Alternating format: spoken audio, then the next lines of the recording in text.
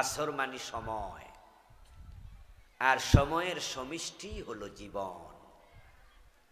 আমরা মায়ের পেট থেকে এসেছি, 1 সেকেন্ড 2 সেকেন্ড করে 1 মিনিট হয়েছে, 1 মিনিট 2 মিনিট করে 1 ঘন্টা হয়েছে, 1 ঘন্টা 2 ঘন্টা করে দিন হয়েছে, 1 দিন 2 দিন করে মাস হয়েছে, 1-2 মাস করে বছর, 1-2 বছর করতে করতেই আমাদের 30, 40, 50, 100 বছর জীবন।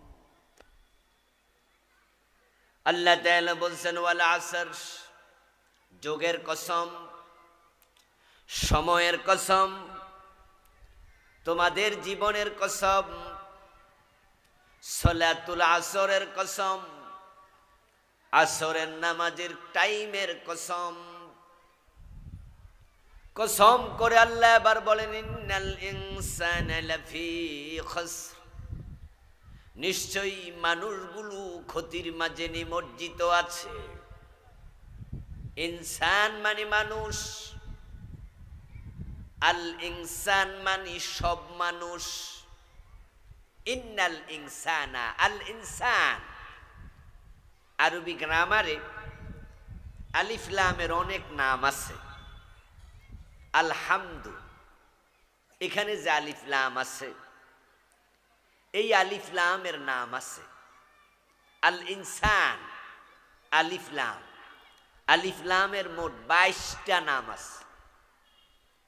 তার মাঝে একটার নাম হলো লাম ইস্তিগরাকি। এই আলিফ লাম যে শব্দের উপরে প্রবিষ্ট হয়, ওই শব্দের যে অর্থ সেটার মাঝে পূর্ণতা সাধন করে। ওই শব্দের অধীনে যত দিক বিভাগ আছে সবটাকে একত্রিত করে। যেমন আমরা সূরা ফাতিহার প্রথম আয়াত আলহামদুলিল্লাহি রাব্বিল আলামিন পড়লাম, তার বাংলা অনুবাদে বলি সকল প্রশংসা আল্লাহর জন্য। এই সকল শব্দটা কোথায় পাইলেন? আলহামদু সকল প্রশংসা, অথচ সকল শব্দের আরবি হলো কুল, অংশকে বলে জুজ। কুল মানে সব, তো এখানে তো কুল নাই, কুল্লুল হামদুলিল্লাহি রাব্বিল আলামিন, তাহলে হতো সকল প্রশংসা আল্লাহর জন্য। এখানে তো কুল শব্দ নাই, তো সকল অনুবাদটা পেলাম কোথায়? তখন তার উত্তর হলো এখানে যে আলিফ লাম আছে, এই আলিফ লামের ভিতরে কুল আছে, এটাকে এই জন্য লাম ইস্তিগরাকি বলে। এর মানে প্রশংসার যত প্রকার আছে সব প্রকারের প্রশংসার মালিক হলেন আল্লাহ। ঠিক এখানেও তাই, ওয়াল আসর, সময়ের কসম, ইন্নাল ইনসানা লাফি খসর, নিশ্চয় দুনিয়ার সবগুলো মানুষ ক্ষতির মাঝে নিমজ্জিত হয়ে গেছে।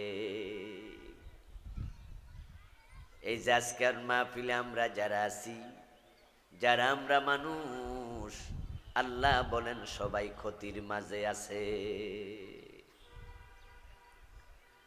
তাহলে আমরা কেউ ক্ষতি থেকে মুক্ত নই, সব মানুষ ক্ষতির মাঝে আছে। এরপর বলছেন ইল্লাল্লাযীনা আমানু, তবে যারা ঈমানদার তাদেরকে আল্লাহ ক্ষতি থেকে বাঁচাইয়া দেবেন। সুবহানাল্লাহ।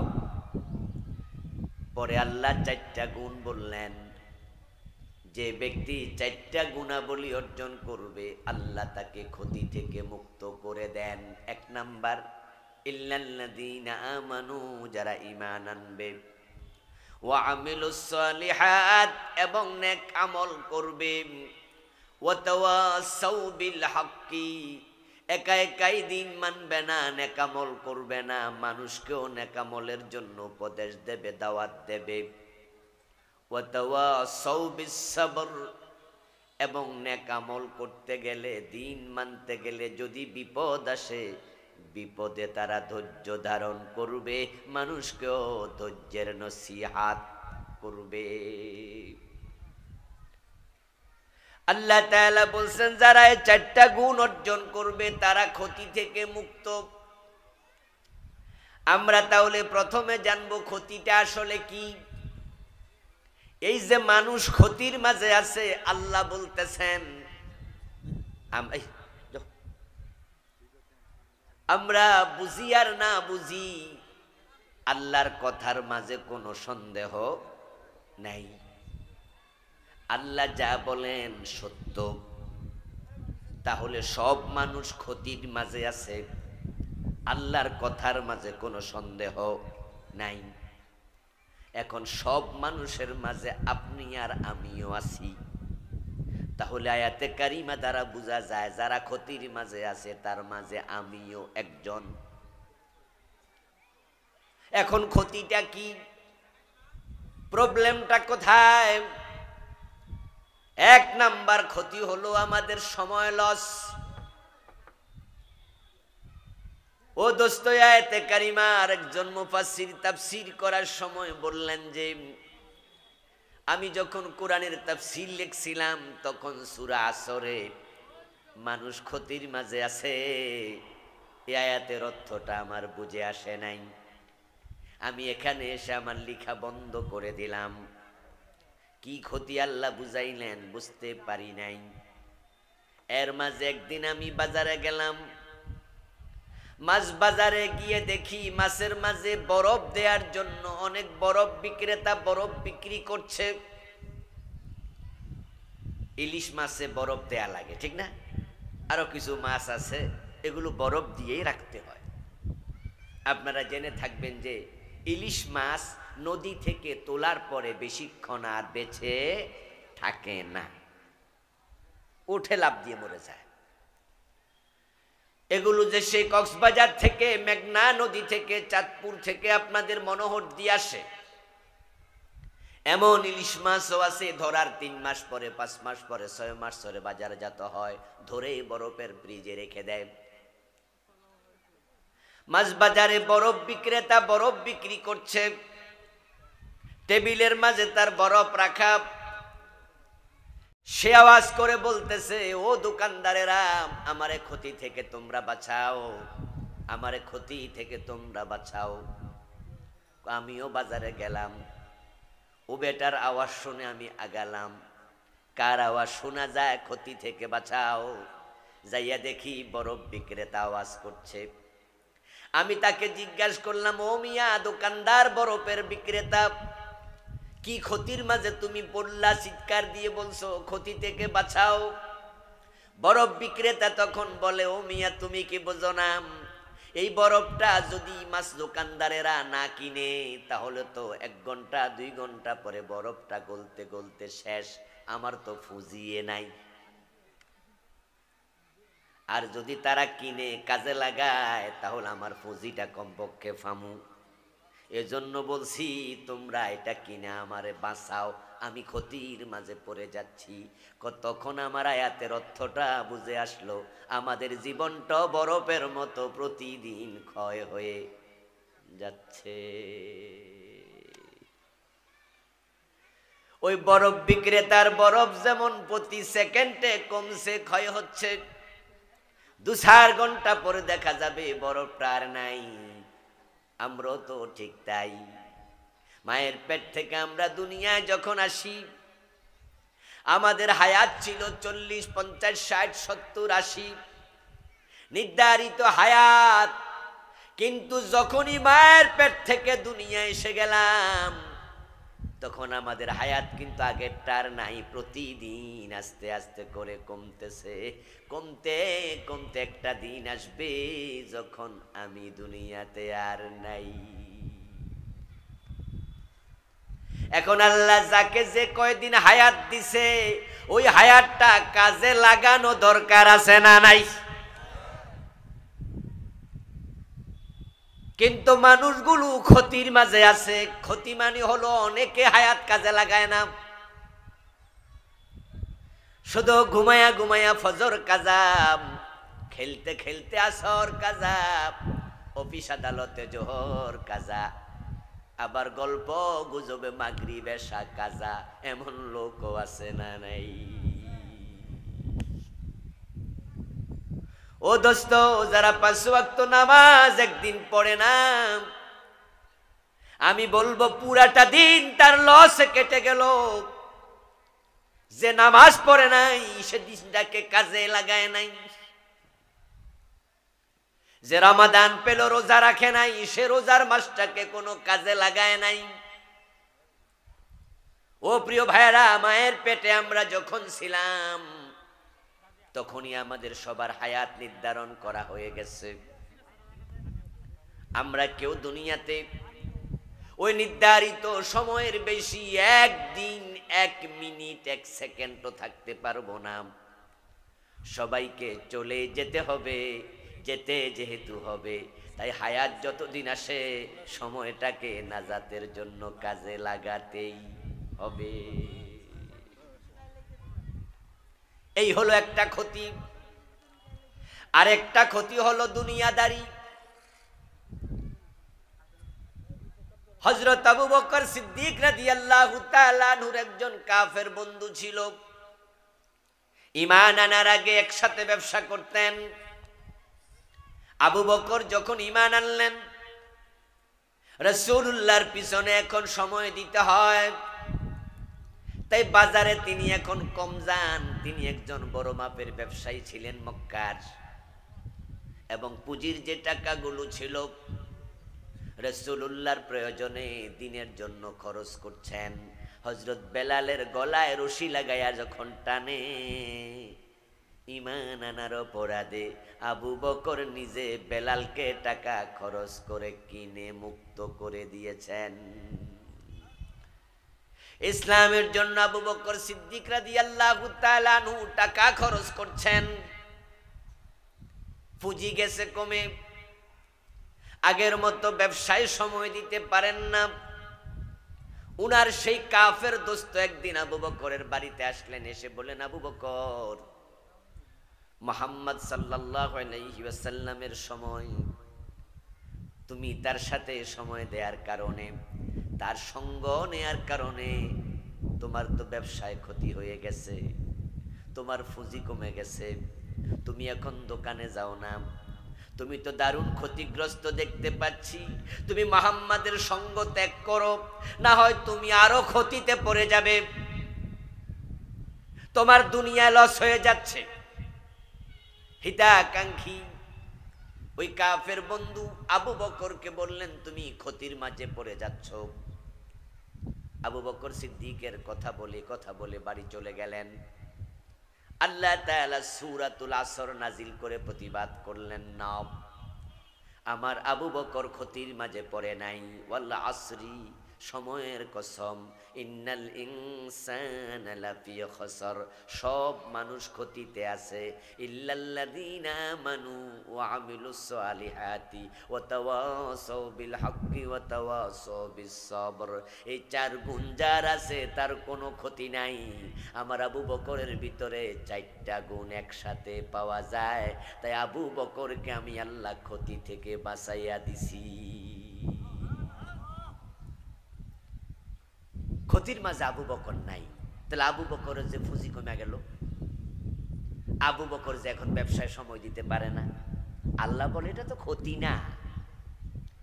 দুনিয়ায় লস হওয়ার নাম ক্ষতি না, দুনিয়ায় চাকরি চলে যাওয়ার নাম ক্ষতি না, বাড়িতে আগুন লাগা, জাহাজ ডুবে যাওয়া, ব্যবসায় লস হয়ে যাওয়া, জীবন চলে যাওয়া, জেলখানায় চলে যাওয়া, ফাঁসি হয়ে যাওয়া, এগুলা ক্ষতি না।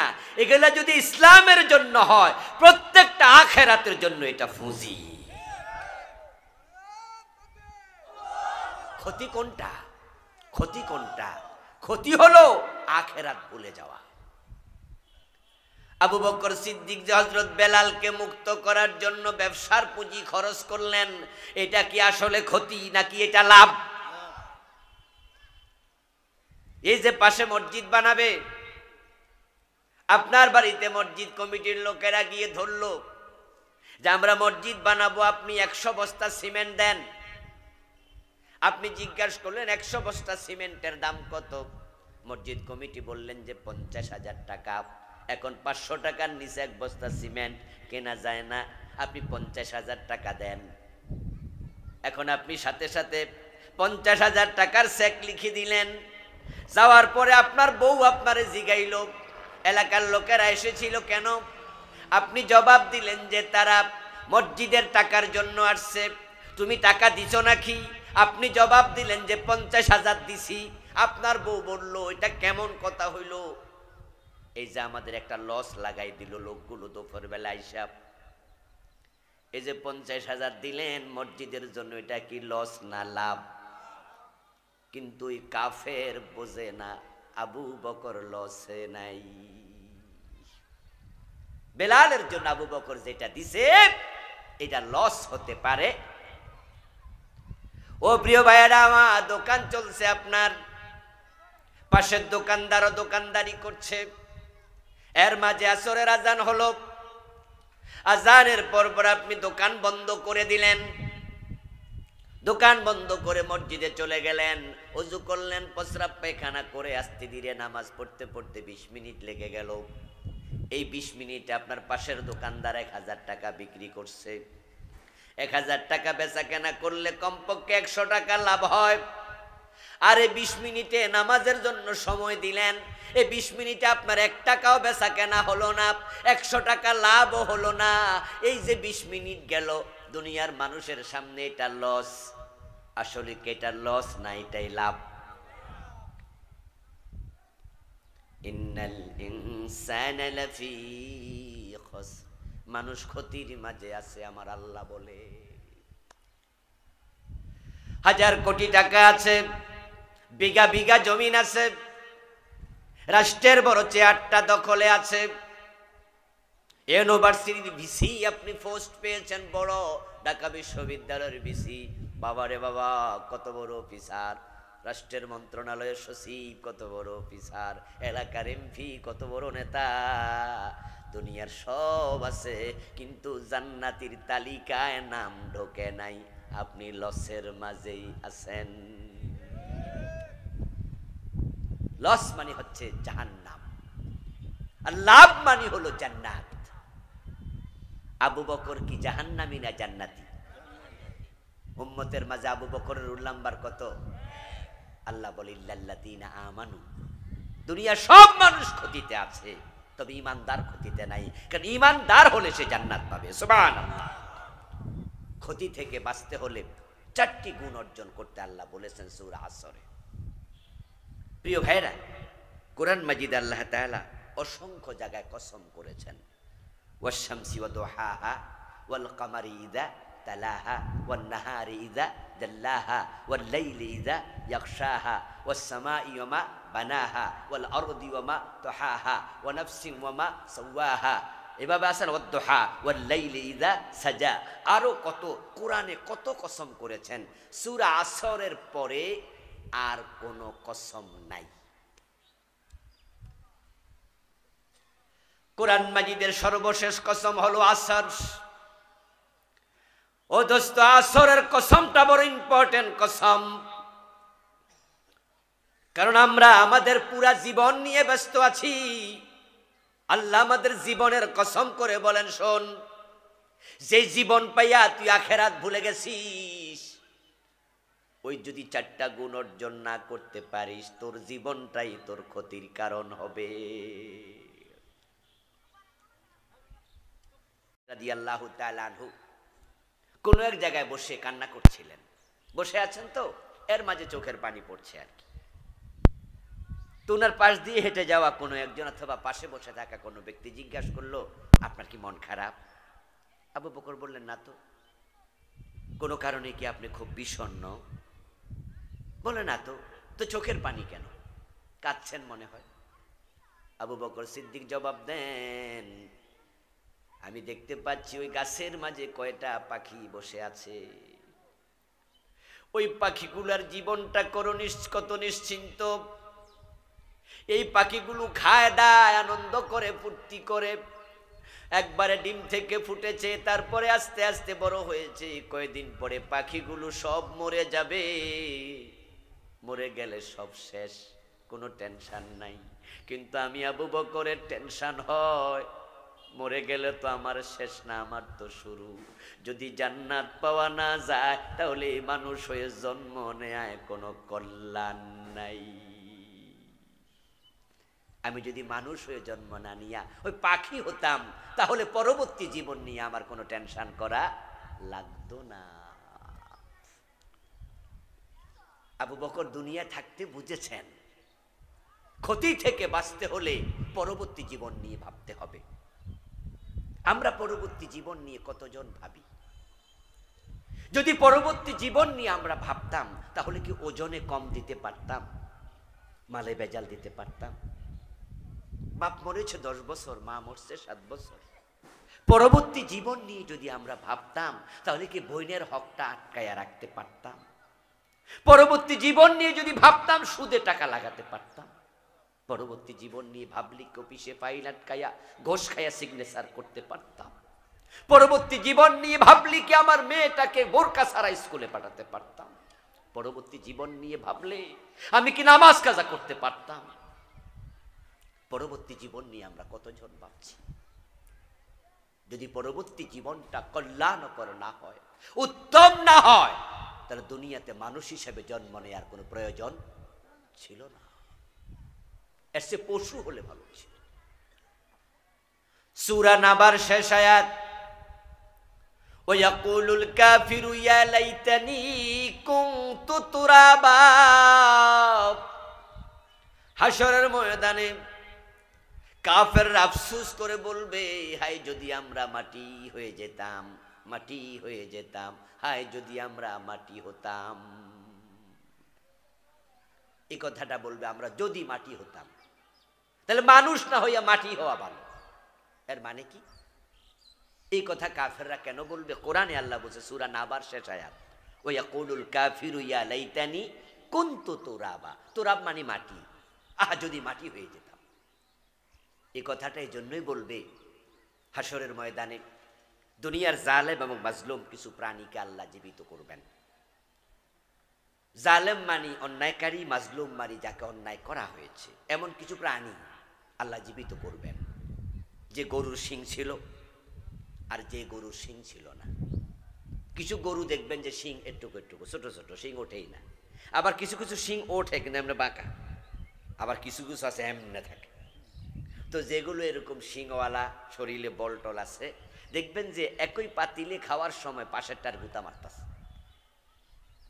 কিছু কিছু কুকুর দেখবেন বড় তাগড়া, অন্য কুকুরকে কামড়ায় দৌড়ানি মারে, সারাক্ষণ সে বাবা দাদাগিরি করে। যেই সমস্ত জালেম প্রাণী দুনিয়ায় অন্য প্রাণীর উপর জুলুম করেছে, মাজলুমের উপরে কিয়ামতের দিন আল্লাহ দুই প্রাণীকে তুলবেন, তুলে তার সামনে বলবেন, দাঁড়া দাঁড়া ও মিয়া শিংওয়ালা গরু, তোমাকে দুনিয়ায় আমি শিং দিয়েছি, অন্যকে গুতা মারার জন্য দেই নাই। তুমি অমুককে গুতা মেরেছিলে, 3টা গুতা 5টা গুতা সে তোমার কাছে পানা আছে। আর যেহেতু আমি তার শিংটা বাঁকা করেছিলাম, সে চাইলেও তোমাকে গুতা দিতে পারে নাই। সে যদি তোমার দুনিয়ায় গুতা দিত, তাহলে সে দিছে 5টা, তুমিও দিছো 5টা, সমান সমান হয়ে যেত। আমি তো নেই বিচারক, আমি তো তাকে দুনিয়ায় শিং দেই নাই, তাই তোমার কাছে সে 5টা গুতা পানা আছে। এখন আজকে তোমাকে শিং দেব না, তাকে দেব, আর সে ওই শিং দিয়া তোমারে 5টা গুতা ফিরাবে। আল্লাহ তখন শিং চেঞ্জ করে দেবেন। তখন মাজলুম প্রাণী জালেমের উপর প্রতিশোধ নেবে। যখন সে তার প্রাপ্য প্রতিশোধটা আদায় করবে, এবার আল্লাহ তাদেরকে লক্ষ্য করে বলবেন, কুনু তুরাবা, তোরা এবার মাটিতে মিশে যা। তখন কাফেররা দেখবে ওই প্রাণীগুলো মাটির সাথে মিশে যাবে। তখন কাফেররা আফসোস করে বলবে, হায় রে, যদি আমরাও এমন হতাম তাহলে জাহান্নামে যাওয়া লাগতো না। সেদিন মানুষ আফসোস করবে, দুনিয়ার আমল স্মরণ করবে, আজকে তো আল্লাহর কাছে হিসাব দিতে হবে। আপনাদের কাছে আমার জিজ্ঞাসা, এই আফসোস সেদিন করে কোনো লাভ আছে? কোনো লাভ হবে? তাহলে এখন করণীয় কি? ক্ষতি থেকে বাঁচতে হলে কি করতে হবে?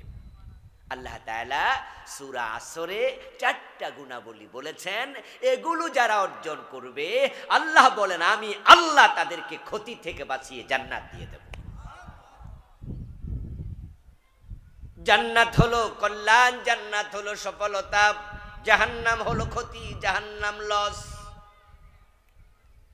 আজকের এই মাহফিলে আমরা যারা আছি, আমরা একজনও জাহান্নামে যেতে চাই না। নিশ্চয় আমরা জান্নাতেই যেতে চাই।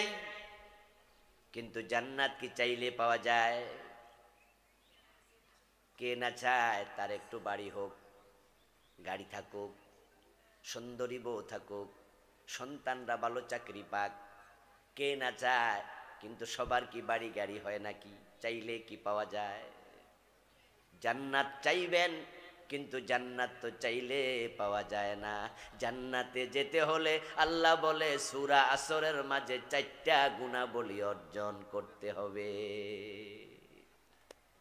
1 নাম্বার ঈমান।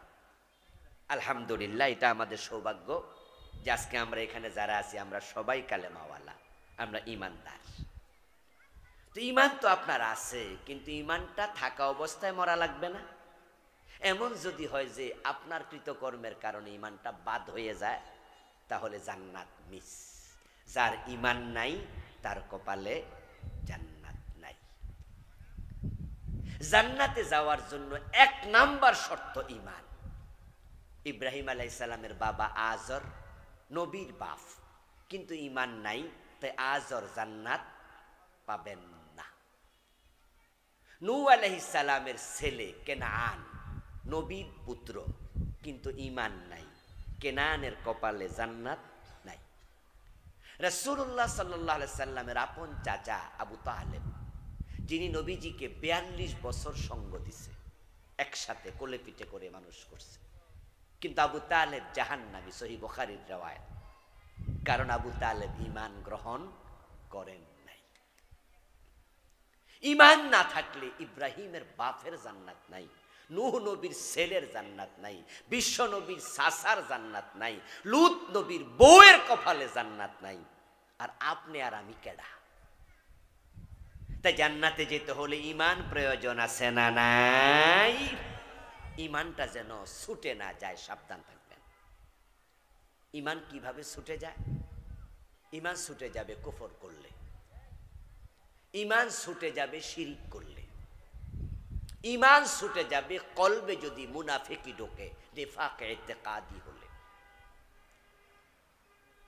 ঈমান আনার পরে আপনি কুফর করলেন, যেমন কাদিয়ানি। ঈমান তারা এনেছিল, কালেমাও তারা পড়েছিল, কিন্তু এই কাদিয়ানি আবার আল্লাহর কোরআনের বিপরীত চিন্তা লালন করে। কোরআনের মাঝে আছে নবী মুহাম্মদ শেষ নবী, কিন্তু কাদিয়ানিরা বলে না না, গোলাম আহমদ কাদিয়ানো নবী। ঈমান আছে না গেছে? ঈমান মানে হলো কোরআনে যা আছে সব মেনে নিয়ে কালেমা পড়ো। কালেমা পড়লে মোমেন নয়। কালেমা পড়লে যদি মোমেন হতো, আব্দুল্লাহ ইবনে উবাই সবচেয়ে বড় মুনাফিক, সে তো রাসূলের হাতে কালেমা পড়েছে। কালেমা পড়লে যদি মোমেন হতো, কোরআনের বঙ্গানুবাদ করার সময় গিরিশচন্দ্র সেন লা ইলাহা ইল্লাল্লাহ কালেমা পড়েছে, লিখেছে, বলেছে, কিন্তু গিরিশচন্দ্র সেনকে কেউ মুমিন বলে না। কালেমা পড়লে মুমিন নয়। আপনাদের এই বাজারেও এমন হিন্দু দোকানদার পাবেন, শিক্ষিত হিন্দু ভদ্রলোক পাবেন এলাকায়, যে সুন্দর করে কালেমা বলতে পারে, কিন্তু আমরা তাকে মুমিন বলবো না। মুমিন হওয়ার জন্য শর্ত হলো কোরআনে যা আছে সব মেনে নেয়ার মতো মানসিকতা নেয়া, তারপরে কালেমা পড়া। যদি কালেমা পড়লেন কোরআনে যা আছে সব মানবেন না, তাহলে কোটিবার কালেমা পড়ো, মুমিন হওয়া যাবে না। কাদিয়ানি, বাংলাদেশে আছে কাদিয়ানি, তাদের কালেমা আজানের মাঝে মুয়াজ্জিন 5 বার বলে দিনে, আশহাদু আল্লা ইলাহা ইল্লাল্লাহ, আশহাদু আন্না মুহাম্মাদার রাসূলুল্লাহ। কাদিয়ানি যারা, তারা যখন নামাজ পড়ে আত্তাহিয়াতুর মাঝে কালেমা নাই, আশহাদু আল্লা ইলাহা ইল্লাল্লাহু ওয়া আশহাদু আন্না মুহাম্মাদান আবদুহু ওয়া রাসূলুহু, এটা আছে না আত্তাহিয়াতুতে। তো কাদিয়ানিরা কি কালেমা পড়ে না? তো কাফের কেন? কারণ তারা কোরআনের নবী মুহাম্মাদের শেষ নবী, এই মেসেজটা মানে না। কাফের হওয়ার জন্য পূর্ণাঙ্গ কোরআন অস্বীকার করা জরুরি নয়। পূর্ণ কোরআন যারা অস্বীকার করে সে তো কাফের বটেই। যদি কোরআনের একটা মেসেজকে অস্বীকার করে সেও কাফের। মুমিন হওয়ার জন্য বিসমিল্লাহর বা থেকে মিনাল জিন্নাতি ওয়ান নাসের সিন পর্যন্ত যা আছে সব মানতেই হবে। ইবলিস শয়তান আল্লাহর ইবাদত করতে করতে করতে করতে সে ফেরেশতাদের সমপর্যায়ে চলে গেছে, ফেরেশতাদের সাথে একসাথে থাকতো। কিন্তু আল্লাহ বলছে আদম রে সিজদা করো, ইবলিস আল্লাহর একটা আদেশ মানে নাই, সাথে সাথে ইবলিস কাফের হয়ে গেল। ইবলিস আল্লাহর কয়টা আদেশ মানে নাই? বলেন বলেন কয়টা? একটা। কাদিয়ানি মানে না কয়টা? একটা বিধান, শেষ নবী মুহাম্মদ। ইবলিসও কাফের, কাদিয়ানিও কাফের। এবার বলুন তো, চোর ধরে হাত কাটো এমন আইন আল্লাহর কোরআনে আছে? 53 বছরে আমরা কয়দিন মানছি? জেনা করলে 100 বেত দিতে হবে, সূরা নূরের মাঝে আছে কিনা? কয়জনকে 100 বেত দিছি? আলা লাহুল খালকু ওয়াল আমর, সাবধান, সৃষ্টি যার, আইন চলবে শুধুই তার। বাংলাদেশ আল্লাহর আইনে কয়দিন চলছে? তো আল্লাহর আদেশ যে শয়তান মানলো না একটা, সে বেঈমান। কাদিয়ানি মানলো না একটা, তারাও বেঈমান। আমরা ডজন ডজন বাদ দিয়া মুমিন হলাম কেমনে? এজন্য ঈমান যদি না থাকে উপায় নাই। ঈমান ধরে রাখার জন্য সব আইন মানতেই হবে, সব মানতে হবে। দেশটা স্বাধীন হলো 71-এ, 72-তে সংবিধান লেখা হলো। সংবিধান যখন লেখে ডক্টর কামাল মিয়ার নেতৃত্বে, সংবিধান লেখার সময় আল্লাহর কোরআনের আইনগুলো সংবিধানে ঢুকানোর সুযোগ ছিল কিনা? সংবিধান 72-এ লিখলো, এখন পর্যন্ত সংবিধান পরিবর্তন হলো 18 বার। এমপিরা, নেতারা সংবিধান পরিবর্তন করছে। সংবিধান পরিবর্তন করে করে আল্লাহর কোরআনের আইন ঢুকানোর সুযোগ এখনো আছে না নাই? তো যখন লেখে তখনও ঢুকাইল না। 18 বার পরিবর্তন হলো, এখনো ঢুকাচ্ছে না। তো যারা কোরআনের আইনের বাহিরে, তারা মুমিন থাকে কেমনে?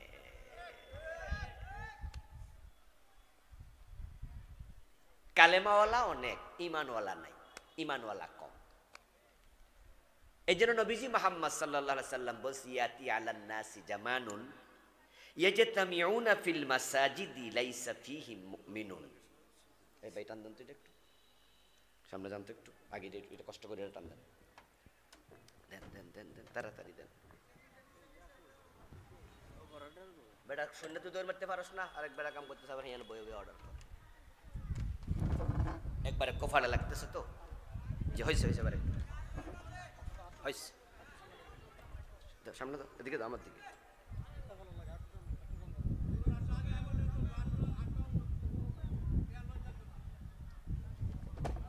আচ্ছা সামনে আগে দাও, আগে দাও, আগে দাও, সময় নেই, আরো দাও।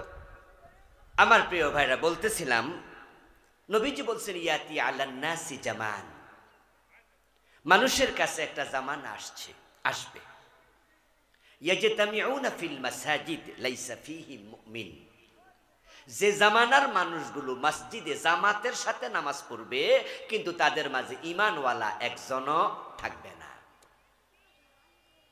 মানুষ নামাজ পড়বে, রোজা রাখবে, কিন্তু ঈমান নাই। ঈমান যদি না থাকে, নামাজ রোজার কোনো দাম আছে? কুফর কুফর কুফর, জঘন্য জিনিস।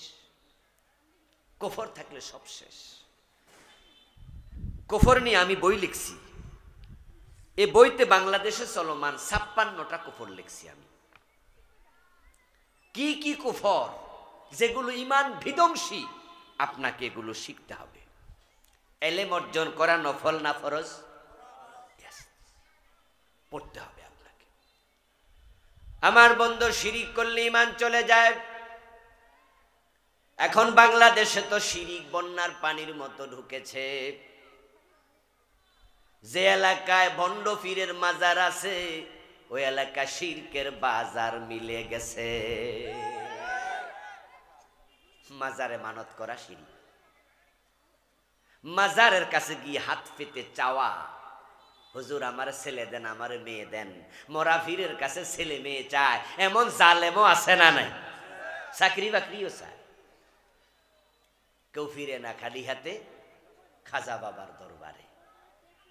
যে ব্যক্তি মাজারে মানত করবে মুশরিক হয়ে যাবে, মাজারে সেজদা দিলে ঈমান চলে যাবে, শিরিক হবে। মাজারওয়ালার কাছে চাইলে শিরিক হয়। নির্বাচন আসছে, নেতারা মাইক হাতে নিয়ে মুশরিক হয়ে যাবে অনেকেই। কেমনে মুশরিক হবে?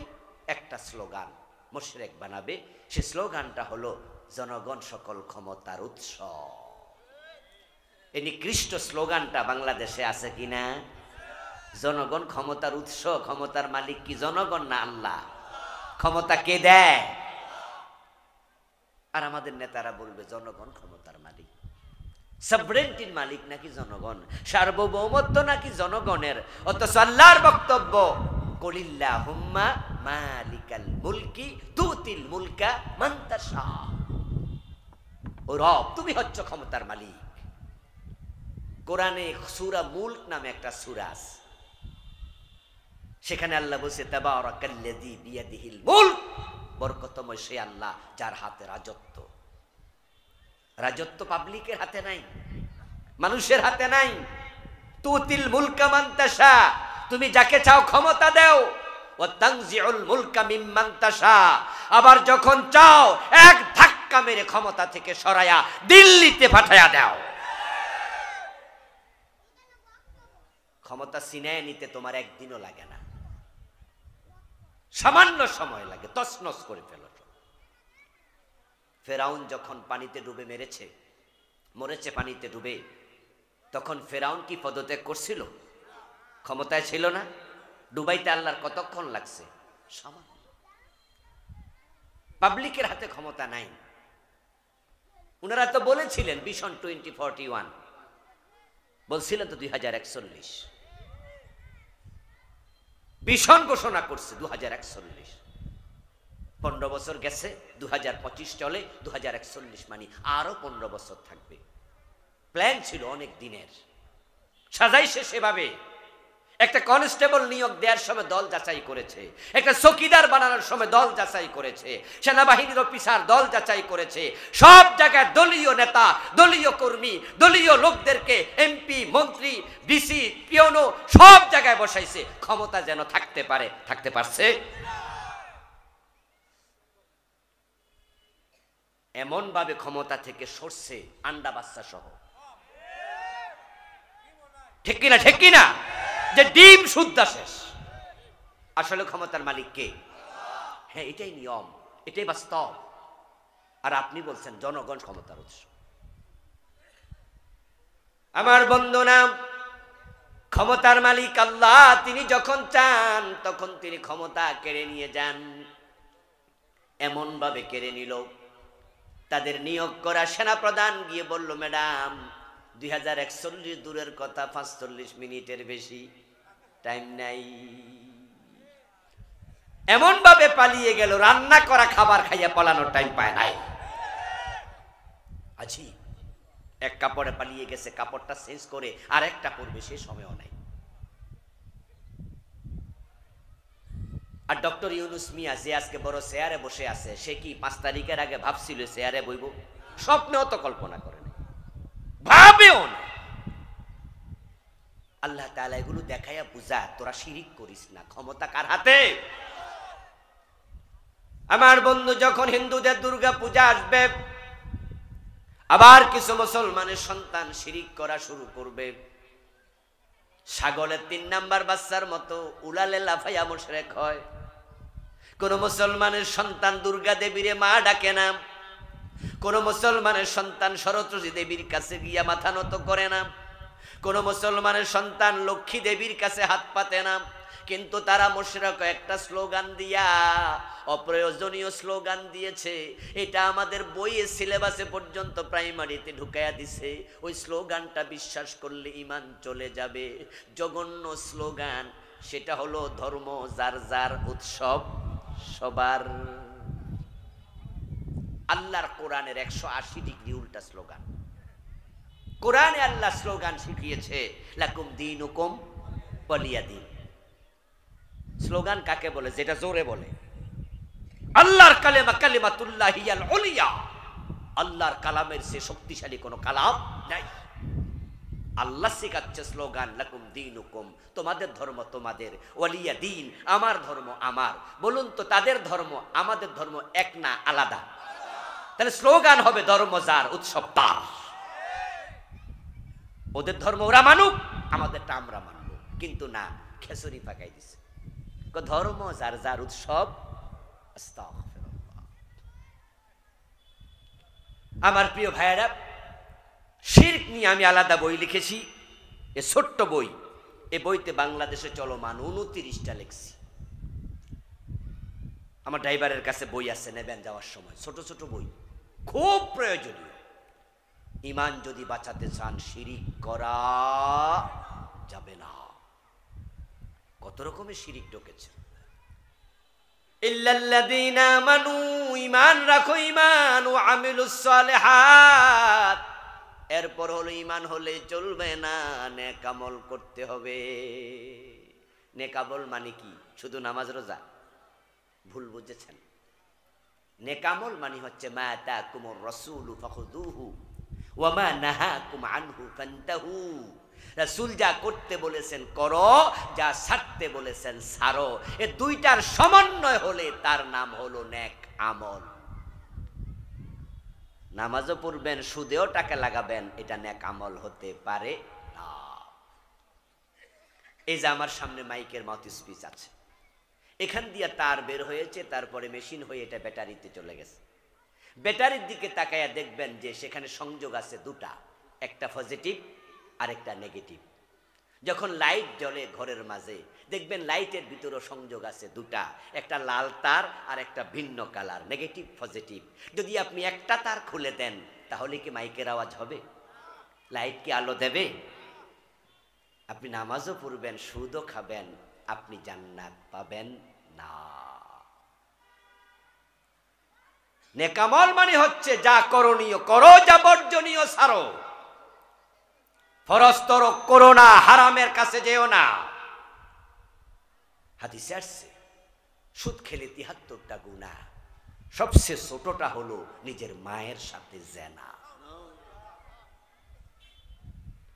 মানা কালাদি রহমারি বাব।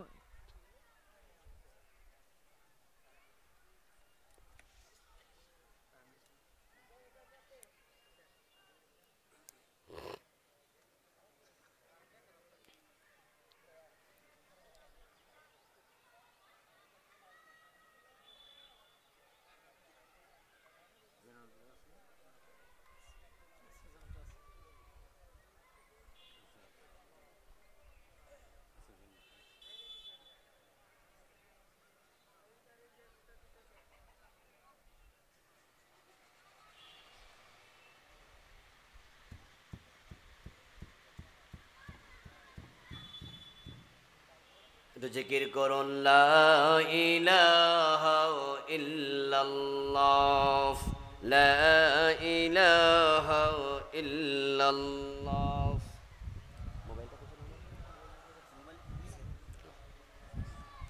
লা ইলাহা ইল্লাল্লাহ, লা ইলাহা ইল্লাল্লাহ, লা ইল্লাল্লাহ মুহাম্মাদুর রাসূলুল্লাহ।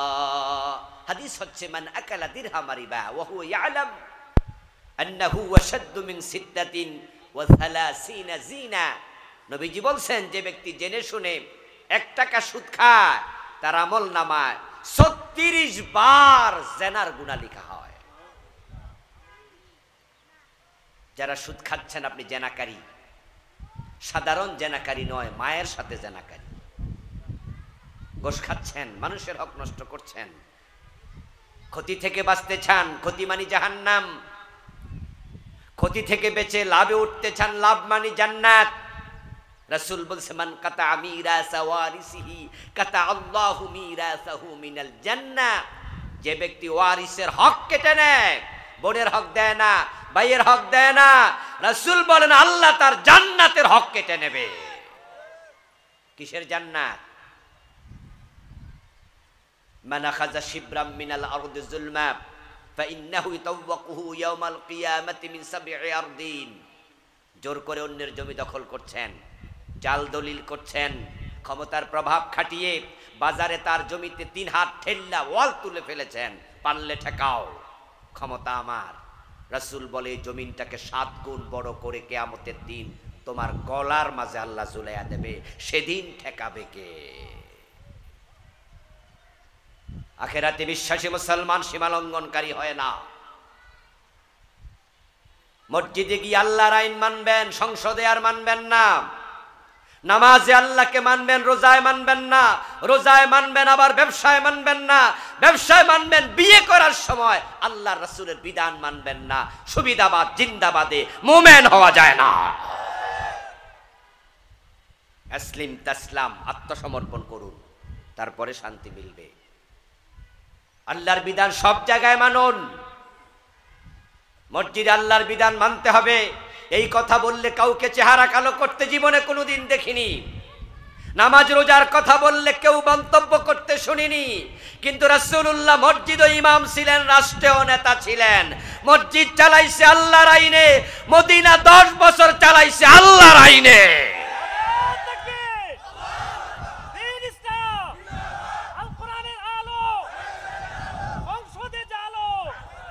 রাসূল যদি মসজিদ আল্লাহর আইনে চালাতে পারে, আর আপনারা মসজিদে ঢোকার সময় ডান পা দিয়ে ঢোকেন, রাসূল শিখাইছে। নবীজি সাল্লাল্লাহু আলাইহি সাল্লাম বাম পা দিয়ে বের হয়েছেন, রাসূল বের করেছেন বাম পা, আমরাও বের করি বাম পা। রাসূল আল্লাহু আকবার বলে নামাজ শুরু করেছে। আওয়ামী লীগ নাই, বিএনপি নাই, জাতীয় পার্টি নাই, নিজাম ইসলাম নাই, জামাত ইসলাম নাই, দল নাই, মতবাদ নাই, কারো কোনো চিন্তা নাই, ইখতিলাফ নাই, সবাই বলে আল্লাহু আকবার। কেন নামাজের শুরুতে আল্লাহু আকবার বলো? উত্তর আমার রাসূল শিখাইছে। তো রাসূল তো মদিনা কোরআন দিয়ে চালায়, এইটাও শিখাইছে। ওখানে দল টানো কেন? দেশ চালানোর সময় তোমার দলকে প্রাধান্য কেন দাও? আমার বন্ধু, মসজিদের কোন ইমাম যদি আল্লাহু আকবার বলে নামাজ শুরু না করে, ওই ইমামের পিছনে আমরা নামাজ পড়তে রাজি হব না। আমরা বলবো তাকবীরে তাহরিমা ফরজ। ফরজ তরক করলে নামাজ হয় না। মাগরিবের নামাজ 2 রাকাত পরে ইমাম যদি সালাম ফিরিয়ে দেয়, আমরা পিছন দিয়ে লোকমা দেব। ইমামকে আমরা বুঝাবো রাসূল 3 রাকাত পড়েছেন মাগরিব, আপনি 2 রাকাত পরে সালাম ফিরাবেন, আমরা এটা মানি না। ইমাম 3 রাকাত পড়তে হবে। ইমাম যদি মাগরিবের ফরজ 3 রাকাত পড়তে রাজি না হয়, ওই ইমাম মসজিদে আমরা রাখবো না। সুতরাং আল্লাহর আইনে যারা দেশ চালাতে চাইবে না, ওই নেতাও আমরা রাখতে চাই না। আমার ভাইয়েরা, মসজিদের ইমাম পরিবর্তন করা হয়, ইমামরে লোকমা দেয়া হয়। আল্লাহর আইন না মানলে ইমাম আপনার দরকার নাই। দেশ আল্লাহর আইনে চলবে না, এমন নেতাও আমাদের প্রয়োজন নাই। এই আদর্শ আপনার ভিতরে কেন ধারণ করতে পারেননি? মসজিদের ভিতরে আল্লাহর আইন, রাসূলের আইন মানবেন, বাহির হইলে আর মনে থাকে না, চলবে না সব। এটার নাম নেকামল না। নেকামল হলো যা করণীয় করো, যা বর্জনীয় তা বর্জন করো। একটা তার ছুটাইয়া দিলে আর একটা দিয়ে চলে না, 2টা লাগবে। ওয়াতাওয়াসাউ বিল হক। 3য় নাম্বার গুণ হলো, যেই হক কথাগুলো আমরা বলছি এতক্ষণ পর্যন্ত, এগুলো একা একা আমল করলে চলবে না, এগুলো সমাজেও ছড়াইয়া দিতে হবে। এজন্যই তো সাহাবারা রাসূলের ইসলাম নিয়ে তামাম পৃথিবীতে ছড়াইয়া পড়ছে। আল্লাহর হাবিব বিদায় হজের ভাষণে বলেছিলেন, ফালিয়ুবাল্লিগ শাহিদুল গায়েবা, তোমরা যারা আজকে আমার সামনে উপস্থিত আছো, আমার কথাগুলো অনুপস্থিতদের কাছে পৌঁছিয়ে দিতে হবে। বাল্লিগু আন্নি ওয়ালাউ আয়া। আমার একটা মেসেজ যার কাছে, ও উম্মত, আমি দায়িত্ব দিলাম, তুমি মেসেজটা অন্যের কাছে পৌঁছিয়ে দাও। সেই ইয়ামান থেকে শাহজালাল রহমতুল্লাহ আলাই এ দ্বীনের দাওয়াত নিয়ে যদি বাংলাদেশ পর্যন্ত না আসতো, হয়তো বাংলাদেশে আমরা ইসলামের দাওয়াত পেতাম না। আপনি কি হিসাব করে দেখেছেন এই বাংলাদেশে কত কৃষ্ণপুর, কত দুর্গাপুর, কত লক্ষ্মীপুর, কত দেবীগঞ্জ, কত দেবিদ্বার, কত দেবীপুর, কত ব্রাহ্মণবাড়িয়া, কত ব্রাহ্মণপাড়া, এত ব্রাহ্মণ, এত দেবী, এত দুর্গা, এত লক্ষ্মী, এগুলাই প্রমাণ করে এদেশে অধিকাংশ মানুষ একসময় মুশরিক ছিল, হিন্দু ছিল। আমার নিজের গ্রামের নামও দুর্গাপুর। আমার গ্রামে একটা হিন্দু নাই। কিভাবে তারা মুসলিম হলো? আমার বড় ভাই বিয়ে করিয়েছি লক্ষ্মীপুর, অথচ সেই গ্রামেও একটা হিন্দু বাড়ি নাই। তারা কিভাবে মুসলিম হলো? তাহলে বোঝা যায় এর পিছনে কিছু আল্লাহওয়ালা মানুষ কাজ করছে। আপনি কি কল্পনা করেন আজ থেকে 800-900 বছর আগে শাহজালাল রহমতুল্লাহ আলাই ইয়ামান থেকে যখন বাংলাদেশে এসেছিলেন, তখন কি প্রাইভেট কার আবিষ্কার হয়েছে? ঠেলা গাড়ি, বাস গাড়ি, চাক্কাটা, ঠেলা গাড়ি চাক্কাটা আবিষ্কার হয় না। ডিঙ্গি নৌকায় করে এসেছে, ইঞ্জিনওয়ালা নৌকা পর্যন্ত ছিল না। কোথায় আরব, কোথায় ভারত? হাজার হাজার মাইল আসলো কেমনে? জীবনের ঝুঁকি নিয়া দিনের দাওয়াত দিতে এসেছে। আর মাহফিল আপনি আসছেন, ইসলাম শিখলেন, বাড়ি গেলেন, নিজের বউর কাছে ইসলাম প্রচার করে না, নিজের বাচ্চার কাছে করে না, বাবা মসজিদে চলে যায়, ছেলে সকালবেলা ঘরে ঘুমায়া থাকে। এই মিয়া, ইসলাম কি একা একা মানার ধর্ম নাকি? ওয়াতাওয়াসাউ বিল হক। আমল নিজে করতে হবে। কু আনফুসাকুম ওয়া আহলিকুম নারা। পরিবারকে বলতে হবে, সমাজকে বলতে হবে, মানুষকে বলতে হবে, ডাকতে হবে। যদি নাজাত চান, সাহাবার আফ্রিকায় চলে গেছে। কত সাহাবীর কবর পৃথিবীর বিভিন্ন দেশে, ইউরোপে পাওয়া যায়, আফ্রিকা পাওয়া যায়, মিশরে পাওয়া যায়, ভারতে পাওয়া যায়। তারা দ্বীন প্রচারের জন্য পাগল ছিলেন। সে দায়িত্ব আমাদের পালন করা দরকার আছে না নাই? ওয়াতাওয়াসাউ বিস সাবর।